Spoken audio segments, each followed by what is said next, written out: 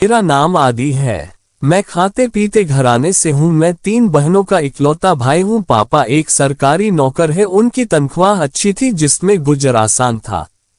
इसके अलावा मेरी माँ का अपना कपड़ों का दुकान था जिसमें बहनें उनका हाथ बटा देती। शुरू में वह खुद कपड़े खरीद करके बेचती थी। काफी मेहनती थी। भगवान ने उनकी मेहनत का फल उन्हें दिया और उनका शाप खूब चल पड़ा। मेरी माँ ने कुछ औरतों को काम पर रखना शुरू कर दिया। अब शाप का काम करने वाली औरतों के जिम्मे था, जबकि शॉपिंग मेरी माँ और बहनें खुद क्या करती थी। वह अपने काम में बहुत ही मेहनती और ईमानदार थी, इसलिए उनका शाप भी खूब चल रहा था। यही वजह थी कि पैसों के हवाले से घर में कोई तंगी नहीं थी। पढ़ाई पूरी करने के बाद मैं एक कॉलेज में जॉब करने लग गया। ये जॉब मैं अपनी खुशी से चुनी थी, जिसकी मुझे अच्छी तनख्वाह मिलती थी। वह सारी तनख्वाह मेरी जेब में जाती क्योंकि घर की बाकी जरूरतें पापा के पैसों से पूरी हो जाती थी। इसलिए मुझे घर में पैसे देने की जरूरत नहीं पड़ती। पैसों के मामले में सबका हाथ खुला हुआ था क्योंकि हर कोई अपना कमा रहा था, इसलिए कोई परेशानी नहीं थी। मैं एक हैंडसम खूबसूरत नौजवान था, इसलिए रूप का पुजारी था। खूबसूरत चेहरे मुझे बहुत इम्प्रेस करते थे और मैं तारीफ करने में कभी भी कंजूसी से काम नहीं लेता था। कई लड़कियों के साथ मेरी दोस्ती भी थी और ये दोस्ती हद पार भी कर जाती थी, जिसका मुझे कोई भी अफसोस नहीं होता था।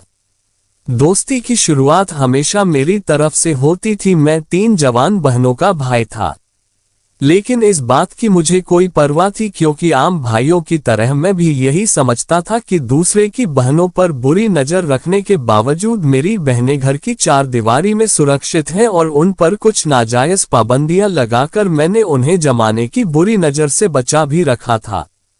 बड़ी बहन की मंगनी हो चुकी थी, लेकिन अभी तक वह विदा होकर अपने ससुराल नहीं गई थी क्योंकि मंगनी के दूसरे दिन ही लड़के को दुबई जाना पड़ा था। जैसे ही ऋषि दुबई से वापस आता है उसकी विदाई हो जानी थी।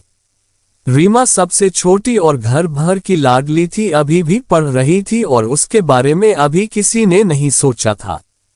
सोचते भी क्यों, उसे इतनी जल्दी कोई खुद से जुदा भी नहीं करना चाहता था। मेरी माँ की इच्छा थी कि मैं उनके दोस्त की बेटी से शादी कर लूं, लेकिन मेरा कोई भी इरादा नहीं था अभी शादी करने का, इसलिए मैं हमेशा उनकी बात को टाल देता था। वह मुझे यही कहते हैं कि अगर तुम्हें कोई और पसंद है तो बता दो, हम उस लड़की के घर रिश्ता लेकर चले जाएंगे। लेकिन मैं मना कर देता। माँ की सहेली की बेटी से शादी करने से इनकार की यही वजह थी कि मैं उस लड़की को अपने लायक नहीं समझता था। लड़की को मैंने बचपन में देखा था, आम सी शक्ल सूरत की लड़की थी और मुझे तो खूबसूरत लड़कियां लुभाती थी। ऐसा नहीं था कि मुझे कोई लड़की पसंद नहीं थी, मैं इतना शरीफ लड़का भी नहीं था। पसंद तो मुझे हर दूसरी तीसरी लड़की आ जाती थी, लेकिन सिर्फ टाइम पास की हद तक वह लड़कियां मुझे शादी के लायक नहीं लगती थी।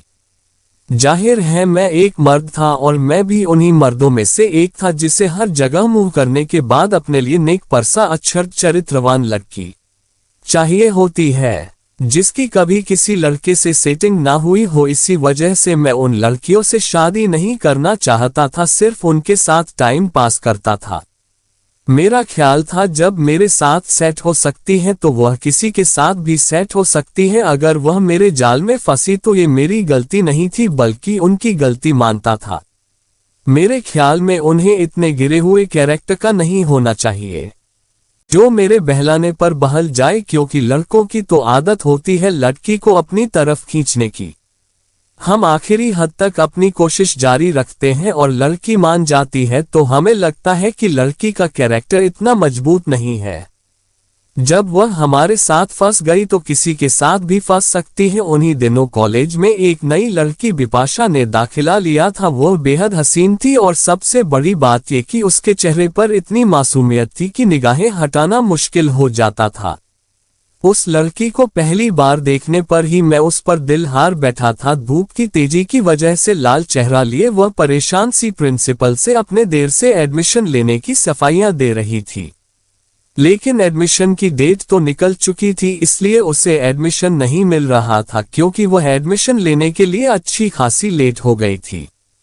लेकिन उसकी पढ़ाई का रिकॉर्ड काफी अच्छा था, इसलिए मुझे उसकी साइड लेने का बहाना मिल गया और फिर प्रिंसिपल से ये कहकर कि एक इंटेलिजेंट लड़की का साल खराब हो जाएगा, इसलिए आपको इसके बारे में एक बार सोचना चाहिए। और फिर थोड़ी सी कोशिशें ये लेट फीस के साथ उसका दाखिला करवाने में मैं कामयाब हो गया था।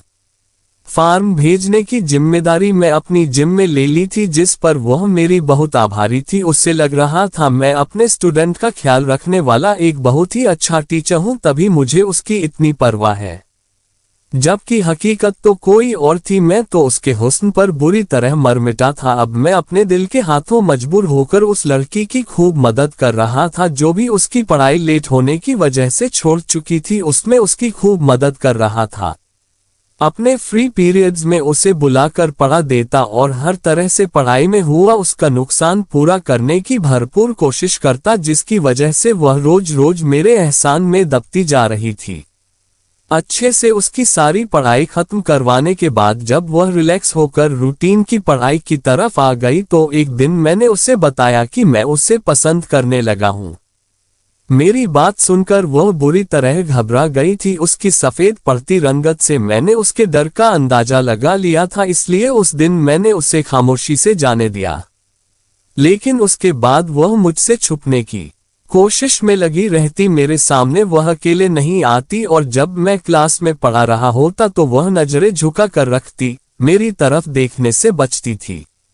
मेरे सवाल पूछने पर भी खामोश रहती। यह सब अब मुझसे बर्दाश्त नहीं हो रहा था, क्योंकि यह पहली बार हुआ था कि मैं किसी लड़की की तरफ बढ़ा और उसने मुझे घास ना डाली हो। जाहिर है मेरी दिल पर चोट लगी थी। अब उसे हासिल करना मेरे लिए बहुत जरूरी हो चुका था। वह मेरी स्टूडेंट थी, उम्र में मुझसे छोटी भी थी। शायद स्टूडेंट टीचर के रिश्ते की डोर उसे आगे बढ़ने नहीं दे रही थी। यही सोचते हुए मैंने दोबारा उस सिलसिले में बात करने का सोचा, क्योंकि उसकी बेरुखी मेरी बेचैनी को और भी बेचैन रही थी। इसलिए एक दिन उसे बुलवाकर मैंने उससे पहले पूछा तो उसने डरते हुए मुझे बताया कि आप मेरे टीचर हो, इसलिए आप मेरे लिए सम्मान का स्थान रखते हो। ये सब मुमकिन नहीं है, क्योंकि यह सब गलत है और मैं ऐसी लड़की नहीं हूँ। मैंने उसे समझाने की बहुत कोशिश की, लेकिन वह मेरी बातें खामोशी से सुनती रही, कुछ भी नहीं बोली। मैं हर हाल में उस लड़की को पाना चाहता था, इसलिए मैंने अपनी कोशिश नहीं छोड़ी थी और हर मुमकिन तरीके से बनाने की कोशिश करता रहा और धीरे धीरे मैं अपनी कोशिशों में कामयाब भी होने लगा था। मेरे ख्याल में आखिर थी तो वह एक नासमझ और बेवकूफ लड़की ही ना, हम धीरे धीरे वह भी नर्म पड़ने लगी थी। धीरे धीरे मैंने उसके दिल में अपनी मोहब्बत का बीज गड़ दिया था, जो अब धीरे धीरे पनपने लगा था और एक दिन जीत मेरी हुई थी। जब उसने शर्माते हुए मुझसे अपनी मोहब्बत का इजहार कर दिया था, मैं अपने जीत पर जश्न मना रहा था। मैंने उसे एक मोबाइल लेकर दिया जिस पर वह मुझसे बातें भी करने लगी थी। उसे भी मुझसे बेइंतहा मोहब्बत हो गई थी। दिन गुजरने के साथ साथ उसकी मोहब्बत में और भी दीवानगी और तेजी आती गई। हमारी मोहब्बत का सफर काफी आगे तक बढ़ चुका था। दिन रात हम बातों में लगे रहते। वह बाकी बहुत मासूम थी, जमाने की चालाकियों से बिल्कुल अनजान थी, प्यार में पूरी तरह डूब चुकी थी। लेकिन अभी मैं उसे पाने में कामयाब नहीं हुआ था। मैं उसे पाना चाहता था, पूरी तरह उसमें डूब जाना चाहता था। मैं उसके साथ रात बिताना चाहता था। ऐसा करने के बाद उसे हमेशा हमेशा के लिए छोड़ देता। हर लड़की के साथ मैं ऐसा ही तो करता था, लेकिन मैं उसे बाहर मिलने के लिए बुलाता तो वह मना कर देती है। शादी से पहले मैं अकेले तुमसे मिलने नहीं आऊंगी। ये सब गलत है। जो भी रिश्ता बनेगा हमारा शादी के बाद ही बनेगा। उसी ने मुझे बताया था कि कॉलेज के बाद घर वाले उसे आगे नहीं पढ़ने देंगे और उसकी शादी करवा देंगे, इसलिए तुम अपने घर वालों को मेरे बारे में बता दो। मैं उसे उसकी पढ़ाई खत्म होने तक का इंतजार करने का कहकर खामोश करवा देता। मैंने बिपाशा को शादी के सपने जरूर दिखाए थे, लेकिन मैं नहीं जानता था कि वह इस बारे में इतनी सीरियस हो जाएगी, क्योंकि मेरी बिपाशा में दिलचस्पी सिर्फ तब तक थी जब तक मुझे उसका हासिल करना मुश्किल लग रहा था। आज जबकि मेरी और उसकी बातचीत होने लगी थी लेकिन वह मेरी झांसे में नहीं आ रही थी। मैं उसे पाना तो दूर की बात, उसे हाथ भी नहीं लग पाया था। तो मैं तो इतना बेवकूफ नहीं था कि इतनी कम उम्र लड़की से शादी करता, ये जानने के बावजूद कि उसे इस राह पर लाने वाला मैं ही था। शादी के लिए मैं जिस लड़की का ख्याल किया था वह एकदम अलग थी। मेरे ख्याल में मेरी होने वाली पत्नी ऐसी होनी चाहिए थी जिसने कभी किसी लड़के को देखा तक ना हो, उससे बात करना तो दूर की बात हो, किसी दूसरे लड़के के लिए उसके दिल में कोई एहसास ना करती हो। मैं खुद जैसा भी हूँ, भले हर दूसरे तीसरे लड़की से मेरा चक्कर था, लेकिन अपनी पत्नी एकदम अनछुई और सिर्फ अपने लिए चाहता था। और जब तक मुझे ऐसी लड़की नहीं मिल जाती तब तक मेरा शादी करने का कोई इरादा नहीं था। मेरी बड़ी बहन का मंगेतर दुबई से वापस आ गया था और अब घर में उसकी विदाई की तैयारी चलने लगी थी। मेरी माँ ने अपनी तरफ से हर तैयारी पूरी कर रखी थी, बस वह लड़के का इंतजार था जो कि अब आ चुका था। शाम को उन्होंने शादी की तारीख लेने आए थे, इसलिए सुबह से ही घर में तैयारी जोरों पर थी। शादी की तारीख इसी महीने की रखी गई थी क्योंकि ऋषि सिर्फ कुछ ही महीने की छुट्टियों पर आया था। घर में खूब अफरा तफरी मची हुई थी। हालांकि घर की पहली शादी थी, इसलिए हर कोई बहुत जोर शोर से शादी में हिस्सा ले रहा था। मैं भी काफी बिजी हो गया था क्योंकि पापा अकेले क्या क्या देखते, उनके साथ लगकर मेरी बिपाशा से बातचीत न होने के बराबर रह गई थी। या यूं कहना ठीक होगा कि मुझे उससे बात ना करनी पड़े, इसलिए मैंने खुद को ज्यादा बिजी कर लिया था क्योंकि अब धीरे धीरे मेरा बिपाशा से दिल भरने लगा था। अब मैं उससे कम बातचीत करना चाहता था, इसलिए मैंने खुद को बिजी कर लिया और उससे बातचीत करना बंद कर दी थी। लेकिन मेरी इस बात को वह दिल से लगा कर बैठ गई थी। कहने लगी कि तुम मुझसे बात क्यों नहीं करते हो, अगर तुमसे एक दिन भी बात ना करे तो मेरा दिन नहीं कटता। मुझे लगा कि यह सब उसका कुछ समय का पागलपन था, समय के साथ साथ वह खुद ही ठीक हो जाएगी, इसलिए उसकी तरफ मैं ज्यादा ध्यान नहीं दिया। शादी में पूरा खानदान हमारे घर में जमा हो चुका था। शादी में ईशा भी आई थी, मम्मी की सहेली की वही बेटी जिससे मेरी माँ मेरी शादी करवाना चाहती थी।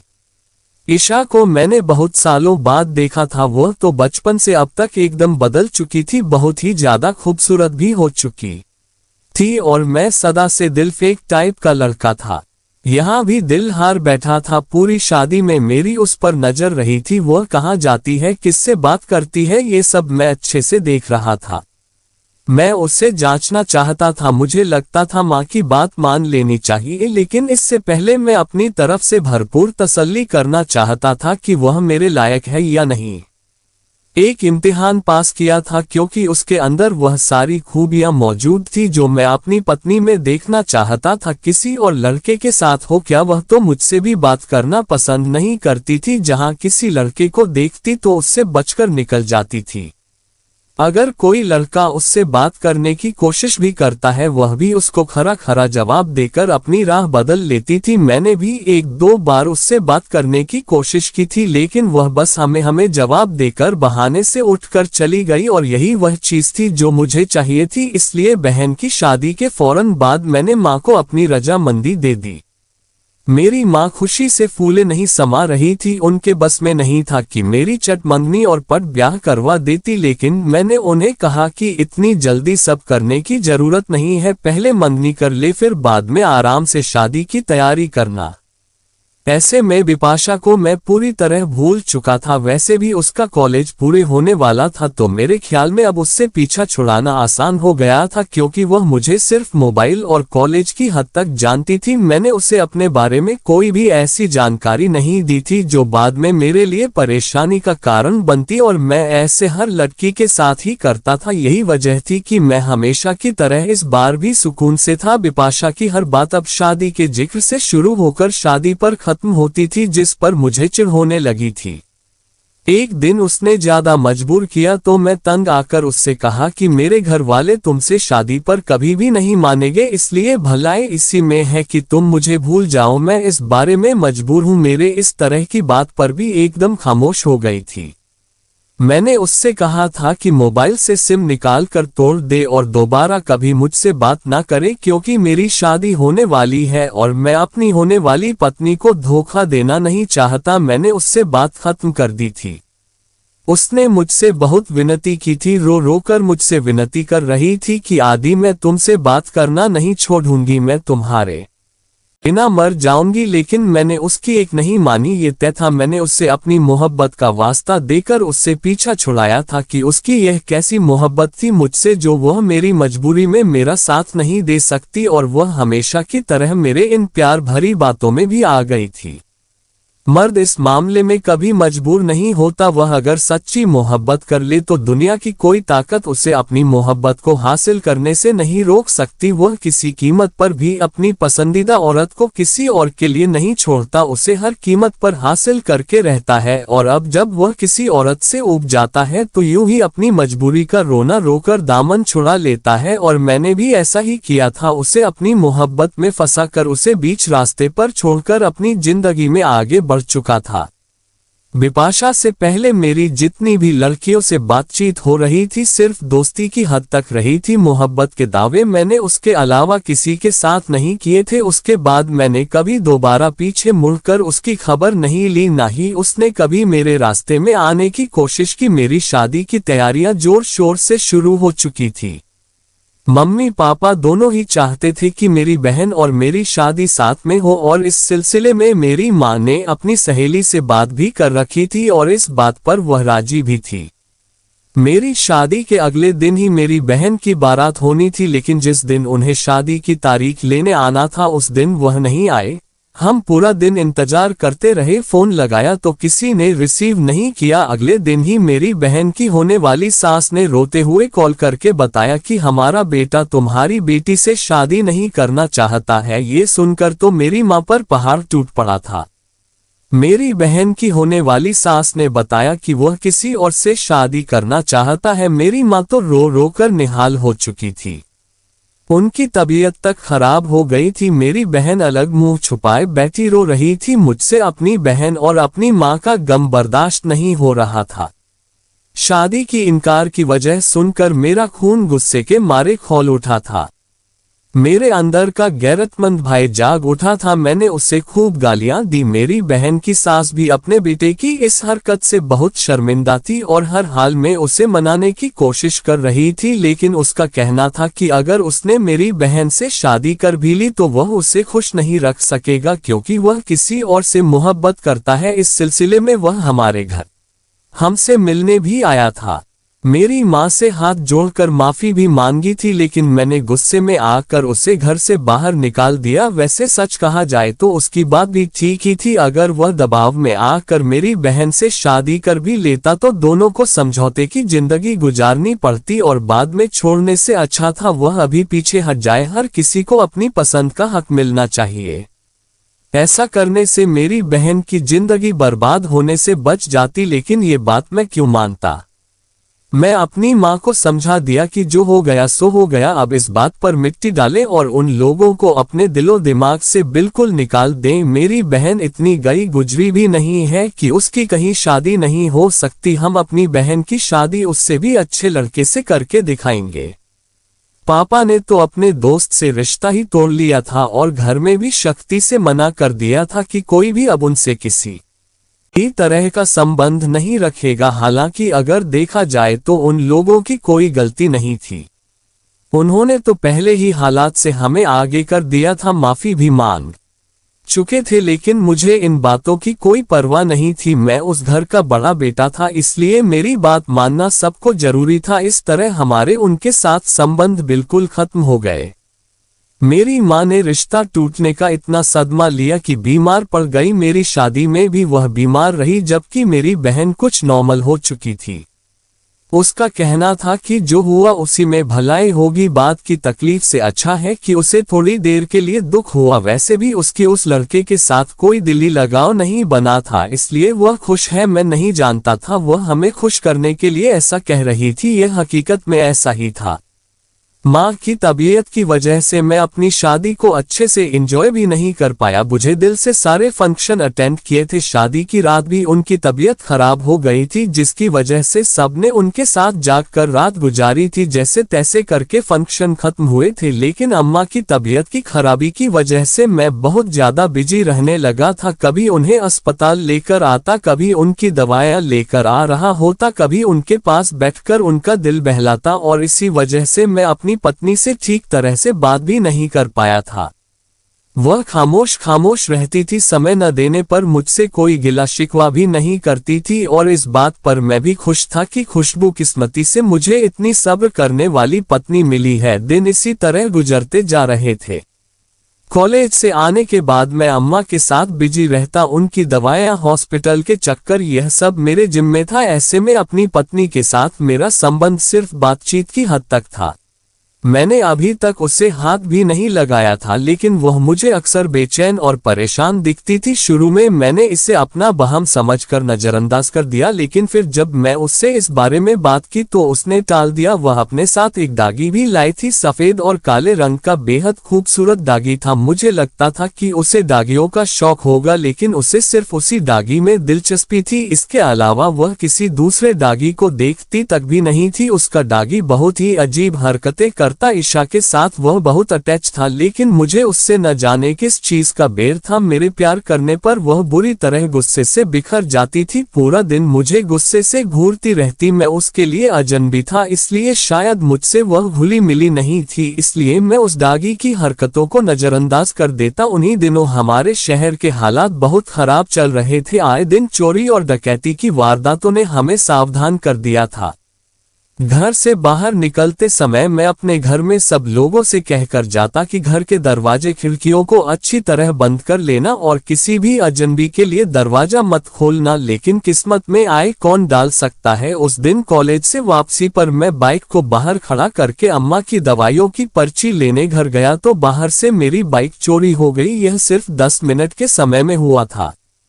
वह मेरी नई और मेरी सबसे पसंदीदा बाइक थी, जो मैंने हफ्ते भर पहले ही खरीदी थी, इसलिए मुझे उसके चोरी होने का बहुत दुख हुआ था। लेकिन फिर भी मैं भगवान का धन्यवाद किया कि उसने मुझे किसी बड़े नुकसान से बचा लिया था। इस हादसे के बाद मैं घर के अंदर और बाहर सीसीटीवी कैमरे लगा लिए थे। ये सब मैंने सावधानी बरतने के लिए किया था कि जिससे मुझे पता चल सके मेरे घर के आसपास कौन नजर रख रहा है। लेकिन मैं इस बात से बेखबर था कि यह सावधानी मुझे महंगी पड़ने वाली है। उस दिन संडे का दिन था। मैं रूटीन के अनुसार उठा था। आज का दिन फ्री था, इसलिए मैंने हफ्ते भर के कैमरे की रिपोर्ट देखनी चाहिए। बाकी दोनों की रिपोर्ट तो नॉर्मल मिली थी, लेकिन 2 दिन पहले की जो रिपोर्ट मैंने देखी उसने मुझे हैरान किया था। यह उस रात की वीडियो थी जब मैं अपने कलीग के साथ डिनर पर गया था। रात को देर से घर लौटा था। उस वीडियो में ईशा अपने डागी को गोद में लिए सावधान अंदाज में बाहरी दरवाजे को खोलकर किसी से बाहर बातें कर रही थी। वह जो कोई भी था, मैं उसका चेहरा नहीं देख पाया था क्योंकि उसने मास्क लगाए हुआ था, लेकिन ईशा का डागी उस इंसान से बहुत घुला मिला हुआ लग रहा था। उस इंसान के साथ खेल रहा था और बार बार उसकी गोद में चढ़ने की कोशिश कर रहा था। हालांकि वह इतनी जल्दी किसी से घुलता मिलता नहीं था। इसका यही मतलब था कि वह जो कोई भी था, ईशा उसका डागी उसे पहले से जानता है। तो क्या वह इससे पहले भी इस तरह यहाँ आता रहा था? लेकिन वह था कौन जो यूं रात के अंधेरे में चोरों की तरह मेरे घर की दहलीज पर खड़ा मेरी पत्नी से बातें कर रहा था? सोच सोच कर मेरा दिमाग उलझने लगा था। और फिर उस दिन ईशा की तबीयत भी अचानक खराब हो गई, तो मैं चाह कर भी इस बारे में उससे कुछ पूछ ना पाया। मैं उसे डॉक्टर के पास लेकर जाना चाहता था, लेकिन वह किसी भी तरह डॉक्टर के पास जाने को तैयार न थी। उसका कहना था कि कुछ ही दिन में वह ठीक हो जाएगी। लेकिन जब अगले दिन भी उसकी तबीयत खराब रही तो अम्मा के कहने पर मैं उसे अस्पताल ले आया, जहां एक तूफान मेरे इंतजार में था। चेकअप के बाद लेडी डॉक्टर ने मुझे बताया कि आपकी पत्नी 3 महीने की प्रेग्नेंट है, जबकि मेरी शादी को सिर्फ 2 ही महीने हुए थे। और सबसे बड़ी बात, मैंने तो उसे अभी तक हाथ भी नहीं लगाया था। फिर वह प्रेग्नेंट कैसे हो सकती थी? फिर यह बच्चा किसका था? मेरे अंदर तूफान सा मचा हुआ था, जबकि ईशा बिल्कुल रिलैक्स थी। उसकी आंखों में कोई डर, कोई खौफ नहीं था। मैंने मुश्किल से अपने आप को कंट्रोल किया था और घर वापस आया था। घर आने के बाद मैं एकदम गुस्से के मारे फट पड़ा था, लेकिन वह अभी बहुत ही आराम से खड़ी हुई थी। बड़े ही आराम से उसने बताया कि उसकी शादी मेरे साथ जबरदस्ती कराई गई है। उसे मुझ में बिल्कुल भी दिलचस्पी नहीं थी क्योंकि वह किसी और से मोहब्बत करती थी और अब भी करती है। ईशा ने साफ कह दिया कि मैं अब तुम्हारे साथ जिंदगी गुजारना नहीं चाहती। यह कहकर उसने मेरे सर पर एक पहाड़ तोड़ा था। यह मेरी मर्दानगी पर एक ऐसी चोट थी जिसने मुझे अंदर तक झंझोड़ कर रख दिया था। मेरी पत्नी किसी और के इश्क में डूबी हुई थी और उस पर बिल्कुल भी शर्मिंदगी नहीं, बल्कि बड़े ही निडर अंदाज में वह मुझे अपनी प्रेम कहानी सुना रही थी। मैं ऐसी पत्नी को अपने घर में स्वीकार नहीं कर सकता था। मैंने उससे कह दिया तुम मेरी तरफ से आजाद हो, मैं वैसे भी तुम्हें अपने साथ नहीं रख सकता। ये जानते हुए भी कि तुम किसी और से मोहब्बत करती हो, मैं कैसे तुम्हें अपने साथ अपनी पत्नी बनाकर रख सकता हूँ। ईशा इस समय घर से चली गई थी। कुछ ही दिन बाद मैंने उसे तलाक दे दी थी। यह मेरी जिंदगी का एक ऐसा दर्द था जिसे मैं अपने दिमाग से निकाल नहीं पा रहा था। मैंने तो बहमो गुमान में भी नहीं था कि मेरी पत्नी मुझे इस तरह धोखा देगी। यह सदमा मेरे लिए बहुत बड़ा था। मेरे अतीत के किए गए गलत कामों की सजा मुझे इस तरह मिली थी। एकदम ही मुझे बिपाशा का मासूम चेहरा याद आया था। क्या यह उसका दिल दुखाने की सजा थी या कुछ और? उसे मैं सिर्फ इस वजह से अपने से इनकार कर दिया था कि मुझे वह अपने लायक नहीं लगती थी, क्योंकि शादी से पहले ही उसने मुझसे मोहब्बत रचा ली थी और मेरे दिल में शक था कि मेरे अलावा भी वह और लड़कों से दोस्तियां रखी होगी। हालांकि मुझे ये भी लगता था कि वह बहुत ही चरित्रवान लड़की है, क्योंकि उसकी मासूमियत उसके चेहरे से झलकती थी। मैंने उसका दिल तोड़ा था और उसकी सजा मुझे ये मिली थी कि मेरी पत्नी किसी और की थी, मेरी नहीं थी। मेरे सारे बड़े बोल मुझे अपना मजाक उड़ाते महसूस हुए थे। मुझे एकदम शर्मिंदगी ने घेर लिया था। दिमाग पर छाए बादल अब छटने लगे थे। मेरी भी 3 बहनें थी और गैर शादीशुदा थी। अगर हम एक नीच गिरे घटिया इंसान की तरह लड़कियों को मोहब्बत के झांसे में फंसा कर उन्हें बीच राह में छोड़ जाए तो ये सब हमारी अपनी बहनों के साथ भी हो सकता है। मैंने रो रो कर भगवान से माफी मांगी थी, उसका धन्यवाद भी किया था कि उसने मुझे अपनी गलती का एहसास कराया था। मैंने बिपाशा को ढूंढने की बहुत कोशिश की थी, लेकिन उन्होंने अपना घर छोड़ दिया था। अब उसे ढूंढने का मेरे पास कोई रास्ता नहीं था। मुझे लगा अब तक उसकी शादी भी हो चुकी होगी, क्योंकि उसने मुझे बताया था घर वाले उसकी शादी जल्दी करवा देंगे। मुझे अब उसकी वह मासूम बातें याद आती थी। समय गुजारने के साथ साथ मेरी तड़प और एहसास से शर्मिंदगी बढ़ती जा रही थी। मैं हर वक्त भगवान से रो रो कर दुआएं करता था कि सिर्फ एक बार वह मेरे सामने आ जाए, जिससे कि मैं उससे माफी मांग सकूं। और आखिरकार मेरी दुआ स्वीकार हो गई। मैंने उसे हर जगह तलाश था जहां मुझे उसके मिलने की उम्मीद थी, लेकिन वह मुझे मिली भी तो कहां मिली। ये मेरी शादी के लगभग 1 साल के बाद का समय था। मैं कॉलेज से घर वापस आया तो पता चला मेरी सबसे छोटी बहन थी। वह अपनी एक दोस्त को अम्मा से मिलवाने लाई थी। मेरी छोटी बहन अपनी इस दोस्त को अपनी भाभी बनाना चाहती थी। वह जानती थी कि मैं शादी नहीं करना चाहता हूं, जबकि इस सिलसिले में मुझसे बात करने की बजाय वह अपनी दोस्त को डायरेक्ट अम्मा के पास लेकर आई थी। उसे पता था कि मैं अम्मा की बात कभी टाल नहीं सकता। जब मुझे इस बारे में पता चला मैं शक्ति से मना कर दिया था। अम्मा को मेरी छोटी बहन की वह सहेली बहुत पसंद आई थी, इसलिए वह चाहती थी मैं एक बार उससे मिल लूं। उनकी जिद दिन दिन बढ़ती जा रही थी, इसलिए अम्मा के बुलाने पर मैं उनके साथ कमरे में गया था। जब नीलू अपने दोस्त को साथ लाई थी, मुझे अब अम्मा के बुलाने की वजह समझ में आई थी। उस लड़की पर नजर पड़ते ही मुझे तेज झटका लगा था। वह कोई और नहीं बल्कि बिपाशा थी। मुझे देखकर वह भी हैरान थी, उसे भी हैरत का तेज झटका लगा था। वह खामोशी से बाहर निकल गई थी। मेरी आंखों में आंसू भर आए थे। भगवान मुझ पर कितनी कृपा थी, जिसे मैं इतने समय से तलाश कर रहा था। आज उसने खुद ही उसे मेरे सामने लाकर खड़ा कर दिया था। मैंने अपनी माँ को अपनी इजाजत दे दी थी। मेरा बस नहीं चल रहा था कि मैं अभी के अभी बिपाशा को अपनी पत्नी बनाकर अपने घर ले आऊं।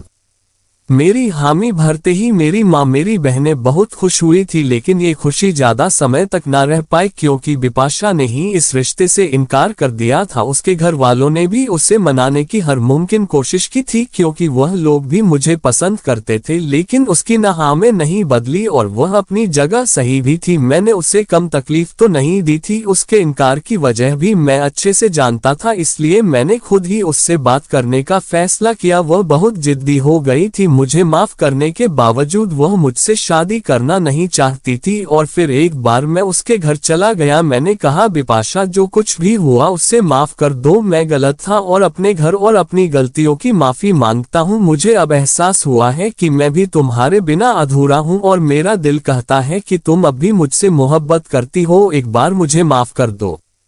देखना, मैं तुम्हें कभी भी शिकायत का मौका नहीं दूंगा। बिपाशा की आंखों में आंसू झलक रहे थे, कहने लगी, तुम क्या जानो मैं ये समय कैसे तड़प तड़प कर गुजारा है और अब तुम रहते दो कि मैं तुम्हें माफ कर दूं। कैसे माफ कर दूं? क्या हिसाब दे सकते हो मेरे उन आंसुओं का जो मैंने तुम्हारी याद में बहाए हैं? तुमने तो कितनी आसानी से कहकर मुझसे दामन छुड़ा लिया था कि तुम्हारे घर वाले शादी के लिए नहीं मानेंगे। तुम्हारी खातिर, तुम्हारी मोहब्बत की खातिर मैंने तुमसे दूरी भी बना ली थी, लेकिन मैं तुमको दिल से निकाल नहीं पाई थी और आज तुम इतनी आसानी से कहते हो कि मैं तुमसे शादी कर लूं। नहीं, माफ कर सकती मैं तुमको। मैंने बिपाशा के हाथ पकड़ लिए। मैंने कहा, बिपाशा अगर तुम मुझसे सच्ची मोहब्बत करती हो तो मुझे एक बार माफ जरूर करोगी। मुझे विश्वास है 3 दिन बाद मेरी माँ और बहनें तुम्हारे घर रिश्ते के लिए आएंगी और तुम्हारी उंगली में मेरे नाम की अंगूठी भी पहनाएंगी। अगर तुम मुझसे वाकई सच्ची मोहब्बत करती हो तो इनकार मत करना। 3 दिन के बाद मेरी माँ और बहनें बिपाशा के घर आई थी रिश्ता लेकर। उसकी अंगुली में मेरे नाम की अंगूठी भी पहना दी थी। उसने मना नहीं किया था। मेरे दिल को पूरा विश्वास था कि वह मना नहीं करेगी क्योंकि वह अब भी मुझसे मोहब्बत करती थी। आज मेरी शादी भी हो चुकी है। मैं हर तरह से उसका ख्याल रखता हूँ, उसकी हर बात मुंह से निकलने से पहले ही पूरी कर देता हूँ। शुरू में वह मुझसे थोड़ी नाराज रही थी, लेकिन वह दिल की इतनी अच्छी है कि ज्यादा समय तक किसी से नाराजगी रख ही नहीं सकती। अक्सर तो वह खुद ही भूल जाती है कि वह किससे नाराज है और यह बात मेरे लिए बहुत अच्छी साबित हुई थी। आज हम दोनों एक अच्छी खुशहाल जिंदगी जी रहे हैं। इस सब से बस एक बात समझ आई कि तुम्हारा कैरेक्टर मजबूत है तो तुम्हारा जीवन साथी भी मजबूत कैरेक्टर का ही होगा, और अगर तुम कैरेक्टर से गिरे हुए नीच घटिया इंसान हो तो अपने जीवन साथी से उम्मीद मत करो कि वह भी तुम्हारे साथ वफादार होगा।